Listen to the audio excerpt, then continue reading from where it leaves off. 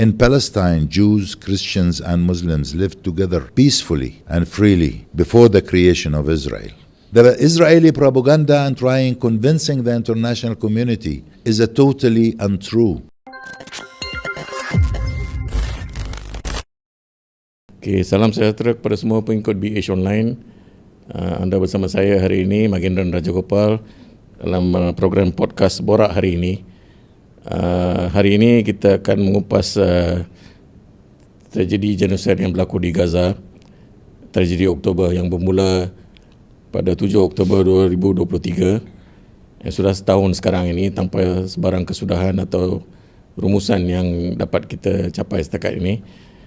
Bersama saya hari ini ialah Duta Palestin ke Malaysia, Tuan Yang Terutama Encik Walid bin Abu Ali. Kita akan mengupas bersama beliau dengan beberapa masalah terkini yang dialami dan kesengsaraan yang dialami oleh penduduk di Gaza Palestin sekarang ini. Untuk itu, izinkan saya teruskan acara podcast ini dalam bahasa Inggeris. Very warm welcome to you, Mr. Ambassador, and we are indeed honored to have you with our podcast program here. And then, as you know, we would like to get your views about the recent happenings in Gaza, which has been ongoing for 1 year, and then recently, we had just on 7th October 2024, it has been a year, without the problem being anywhere to being resolved, and yet it become even worse. West Bank has also been attacked incessantly, and it has gone to the regional level where in Lebanon there's a terrible war going on now, and even the Houthis in Yemen are being attacked. And then can we have your view on this? What do you think? Bismillah ar-Rahman ar-Rahim. Assalamu alaikum wa rahmatullahi wa barakatuh, everybody. Thank you very much for inviting me and hosting me to talk about the ongoing genocide, ongoing massacre carried out by the Israeli terrorist government, this ongoing war where the international community failed to put an end to stop the Palestinian suffering. This bleeding of the Palestinian people were completed 1 year and started the second year, and the international community unfortunately could not stop it with all means. And everybody knows, and it's clear to everybody, that the strategy of this Israeli government, not just to strike Gaza, to strike every single square meter of the Palestinian territories, whether it's in Jenin and Tulkarm, whether supporting the settlers to continue invade Al-Masjid Al-Aqsa, whether to continue expand outside the Palestinian territories to South Lebanon, targeting Yemen, targeting Iraq, and violation of international law, which is witnessed by the international community, just because Israel believe that they are a superpower and they can do what they want.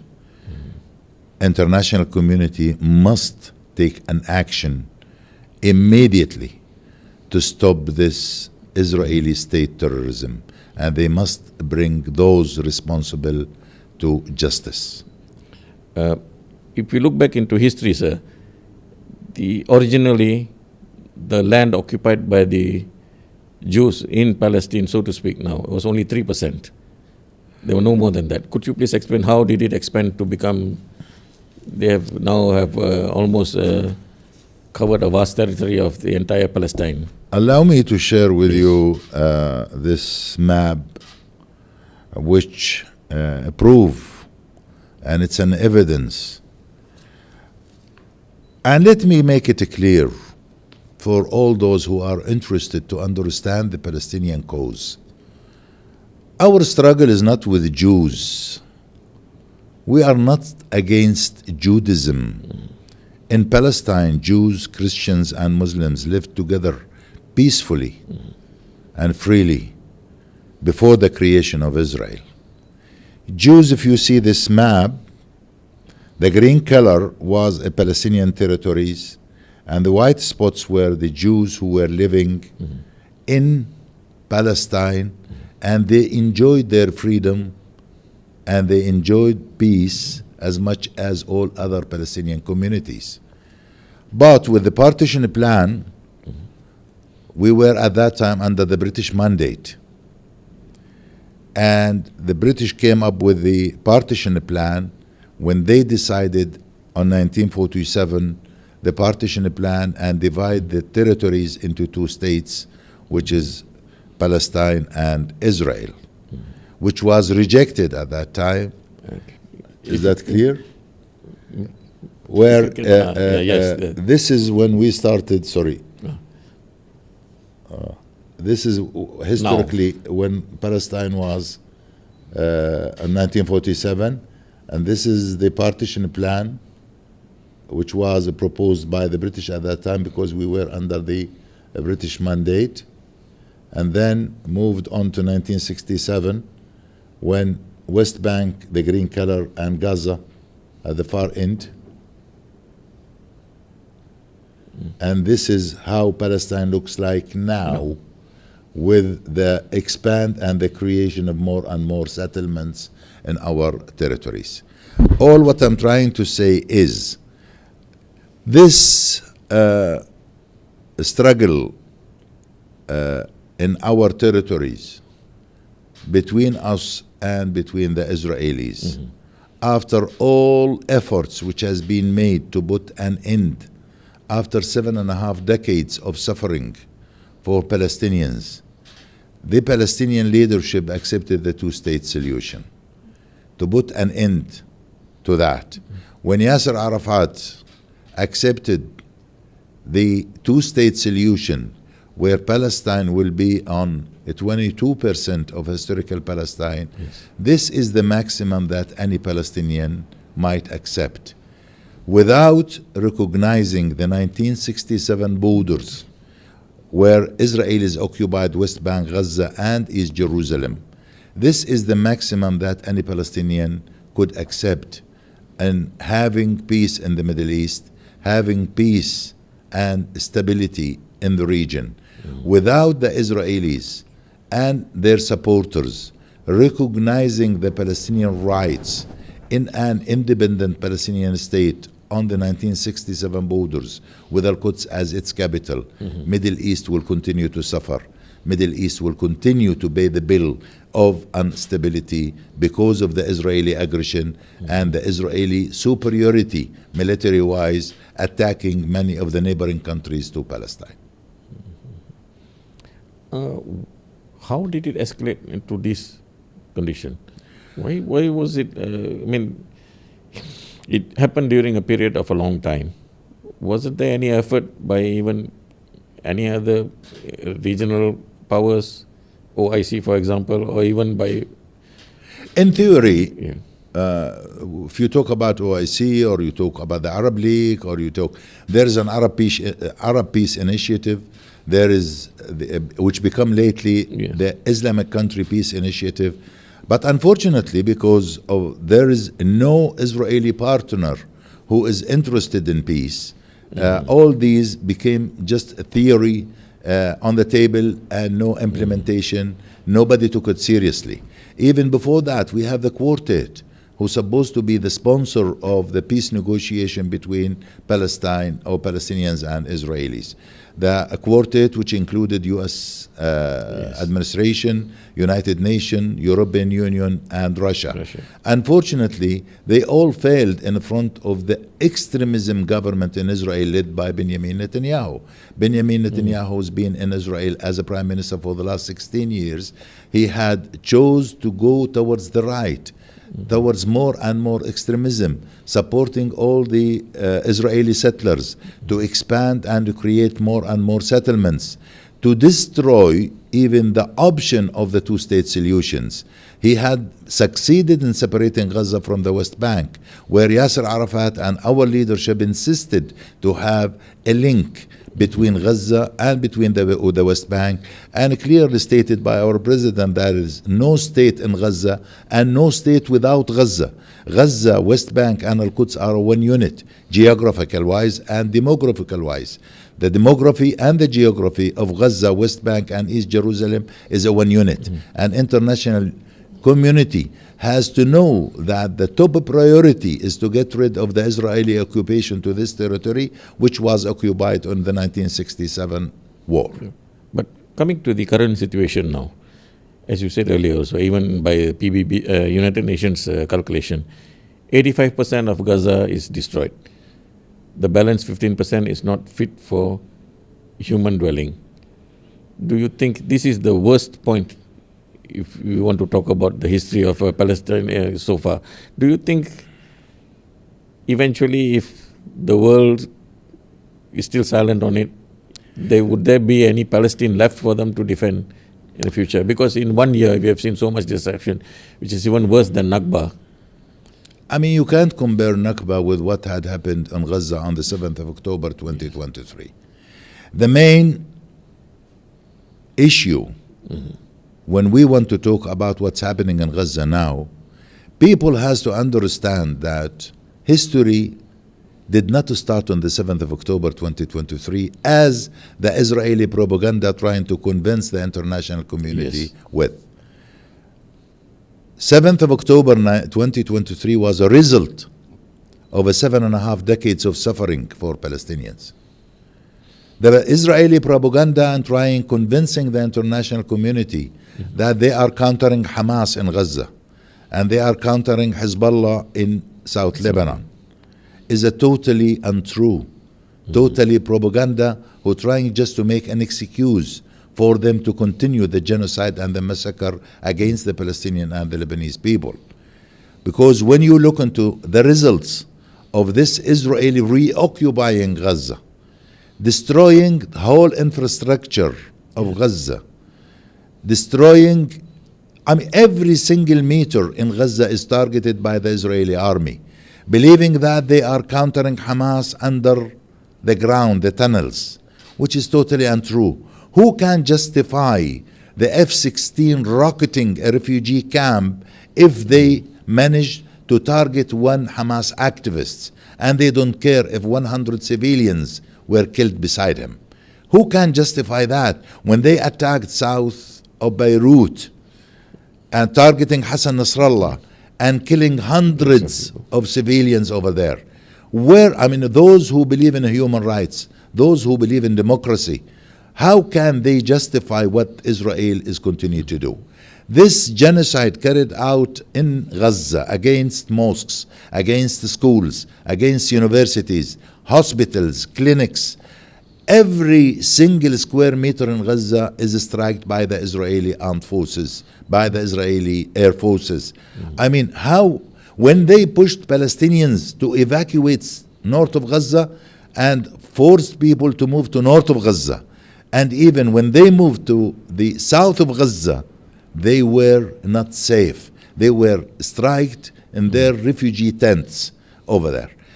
The Israeli plan originally was to evacuate Gaza and to push the people of Gaza toward Sinai, toward the Egyptian territories.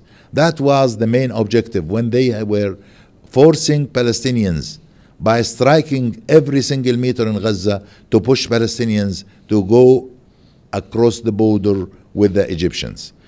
Our Palestinian people were convinced if we have to choose between dying in our territories or evacuating our land to go and become refugees for the third time, because in 1948 they were refugees from our Palestinian territories to Gaza, and in 1967 they were refugees again. Our nation learned a good lesson that we are not evacuated neither from Gaza to Egypt or from the West Bank to Jordan. We'd rather die in our own territories rather than becoming a third-time refugees in a neighboring country. But compared to the problems of before we didn't have online media, internet, and so forth. This time, exactly what's happening in Gaza is seen all over the world, almost every day. There's no more censoring like what had happened before. And then some of the news channels are more pro to the Palestinian struggle, have been putting numerous numbers of pictures of kids in hospital with lost limbs and all. So far, we have seen numerous resolutions by the United Nations, plus the International Court of Justice, and yet nothing seems to have been changed. Do you think it's time for them to take the game a step ahead? There should be more affirmative action to stop Israel. What's your take on this, Your Excellency? Well, unfortunately, all those resolutions which were taken by all UN institutions, in favor of Palestine never been implemented just because they are challenged and faced by the American veto. Our message to the international community, to the American administration, to the European Union, to China, to Russia, to all powerful countries around the globe, just to be fair with Palestine and look through two eyes, not through one eye. Just be fair with Palestinians for once.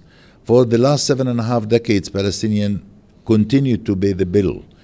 If the international community was able successfully to sanction Russia and Ukraine within a few weeks, why can't they be fair with Palestine and do the same? Take the same measures against Israel, which was taken against Russia and Ukraine.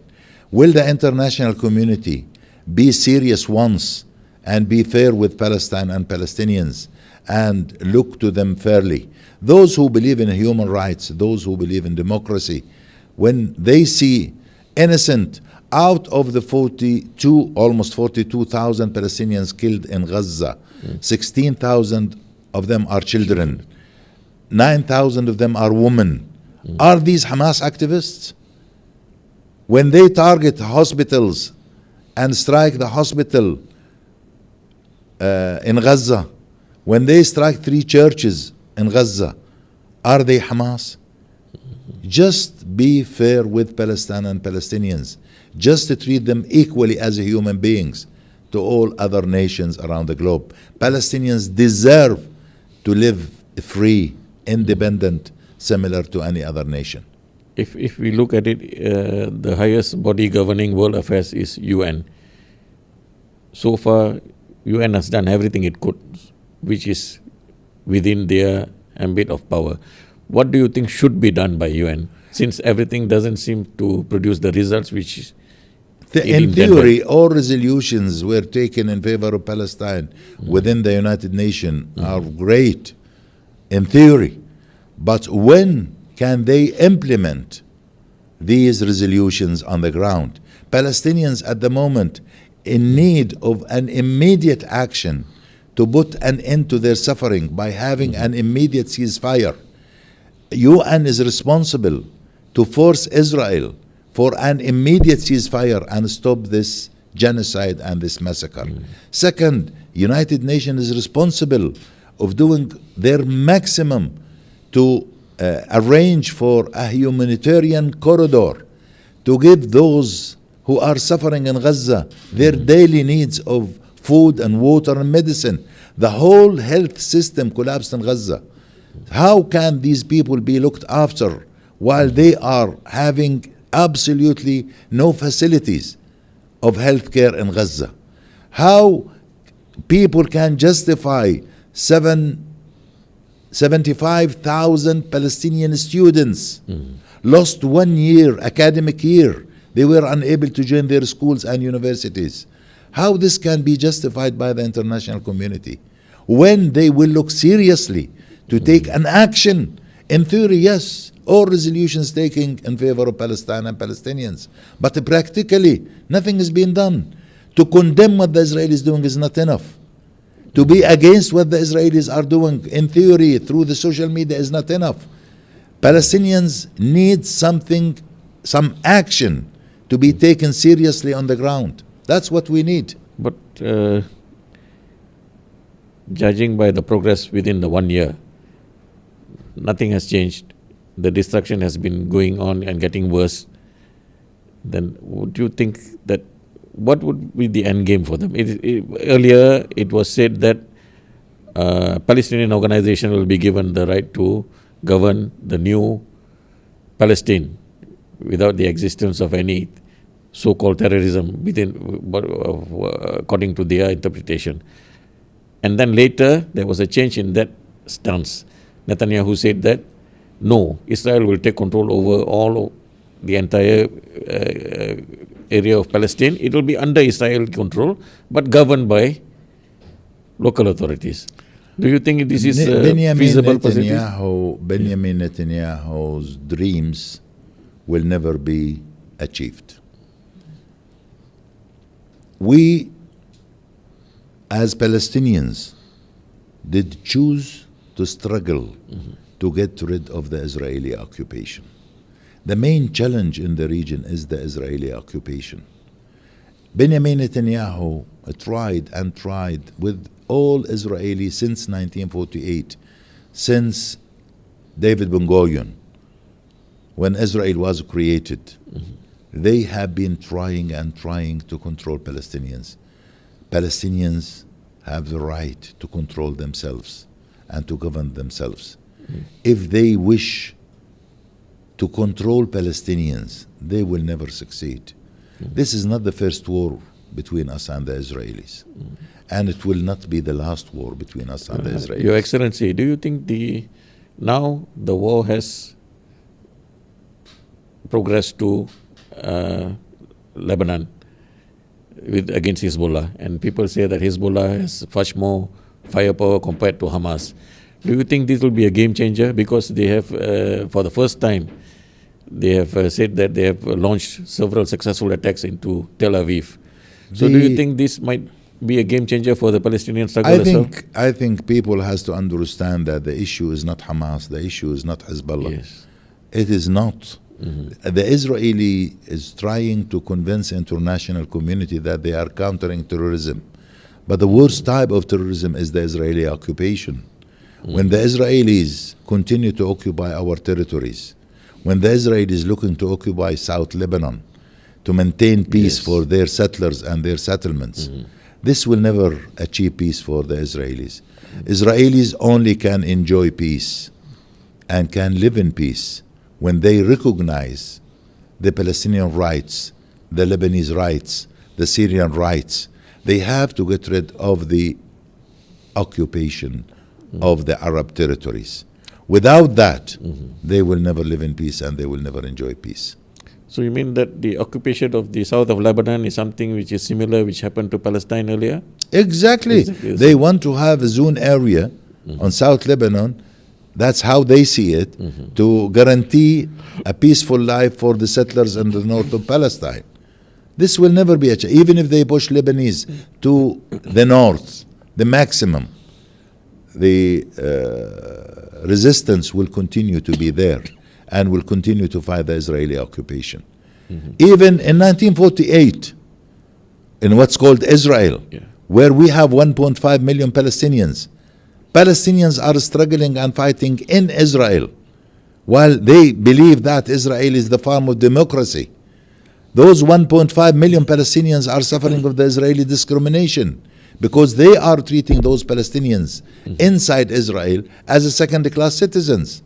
So that's why the 1.5 million Palestinians inside Israel who were forced to take the Israeli citizenship, who holds the Israeli passports, are struggling and fighting the Israeli discrimination.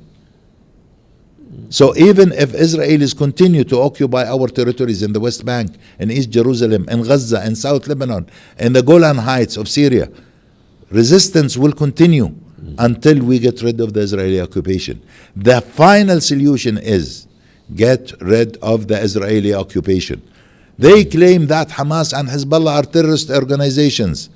Terrorism is the occupation. You are occupying our territories. You are the terrorists. But it seems like the war in Gaza and Lebanon had been used as an excuse now to expand their territories even more. Like you said, they have declared a few more illegal settlements for the Israelis in the last few months. and then the expansion has been going on. So do you think that what is actually the end game for the Israelis? Like you said, do they want to, at one point of time there were even suggestions that why don't these Palestinians be taken in by the neighboring countries, namely Jordan or Egypt? Do they think they want to, their end game is they want to get rid of the entire Palestinians? Well, Jordan for Jordanians, Egypt for Egyptians, Malaysia for Malaysians, Palestine for Palestinians. No one will accept to shift in from his own territory to a neighboring country. That's one. You mentioned settlements, and you mentioned by international law, all settlements are illegal. Yes. And let me remind you of 2016, when Malaysia, together with 3 other countries, sponsored the UN Resolution 2334 on behalf of OIC countries. Yes. Malaysia sponsored that resolution, which was passed and never faced the US veto. This resolution, which consider all settlements are illegal by international law. So the resolution is there and passed through. Why not implemented? International community cannot implement it? With the Israeli creation of more and more settlements, believing that the more settlements they create, the more they destroy the two-state solutions. Israelis has to understand that without them recognizing the Palestinian rights, they will never live in peace and they will never enjoy peace. Do you think, in your opinion, that United Nations should move forward, being that passing this non-binding resolution, which is utterly useless, to make it something more binding? Why can't they force Israel to accept implementing such resolution? If the Israelis were able, when they signed the peace treaty with Egypt, and they had demolished all their settlements in Sinai and left Sinai for the Egyptians, why can't they do the same thing with Palestinians? When they pulled out of Gaza 2005 and they demolished all those settlements, settlements are illegal by international law. Settlers must leave our territories. They can go back to where they came from. They can go and live and enjoy where they want to go. They came from America, or they came from Europe, they came from Russia. They can go back to where they came from. In fact, they were encouraged to come back to and settle down in there at one point of time. Of course. That's how the Israeli government always encouraged all those Jews around the globe, to come into Israel and benefit out of what they offer them, in terms of housing, in terms of facilities that they can provide them. Okay, aside from the conflict, Your Excellency, we see that the main casualty of this war is the local population in Palestine, be it in Gaza, West Bank, so on and so forth. And the destructions which they have undergone is, to a point which we have never seen before. What do you think the immediate action should be now? Because the Israelis have effectively blocked the supplies from going in. Hospitals are demolished. Literally, there's no more working hospital in Gaza now. No doctors. Most of the doctors has been killed as well. So, at least for this part, on humanitarian basis purely, what can the world do to assist? The world is responsible to have 3 top priorities. Priority number 1, to have an immediate ceasefire, to force Israel to stop its crime against our Palestinians. But the Israelis seems to be changing the goalposts every time you agree to a certain extent. Then they say no, we don't want to follow it. Because Benjamin Netanyahu himself knows that he will go to jail if there is a ceasefire. He knows that. I'm referring to the one which was proposed by US President Joe Biden, which he said earlier, which was agreed upon by the Israelis. When it was brought to the table, and then they backfired on that. They said, no, this is not our end game, because they would not stop until Hamas is totally eliminated. But the question is, when will Hamas be totally eliminated? Then it has been ongoing, excuses after excuses. So it is very clear that the Israelis have no intention of going for a ceasefire. So Joe Biden and his administration, if they were serious to take an action against Israel to stop its genocide and its massacre, it can be done immediately. But unfortunately, what they announce at the American administration is one thing, and what they are doing is another thing. The continuation of providing Israel with all military capabilities needed for the war, the military bridge which they created to support Israel in all levels, of providing them with all kind of military equipments to continue striking Gaza and striking the Palestinian territories in Tulkarem or in Jenin. When they striked, the cafe in Tulkarem and killed hundreds of Palestinians who were gathering in the cafe in the refugee camp of Tulkarem, in Jenin refugee camp, in Tubas, in Nablus, in Al Khalil. All Palestinian territories are targeted by the Israeli army. If the Americans are serious just to stop it, Benjamin Netanyahu and his government will stop it immediately. Unfortunately, what is being announced is one thing, and what has been practiced on the ground is another thing. Okay, coming to Malaysia, basically, we have voiced our opposition in United Nations recently. Our stance has been very clear. The war should stop. The Palestinian people should not be suffering anymore. What more can we do? Like in the case, there are many willing Malaysians who are willing to go and help out there. But then, unfortunately, all our access are blocked. So what do you think, what can we do more to...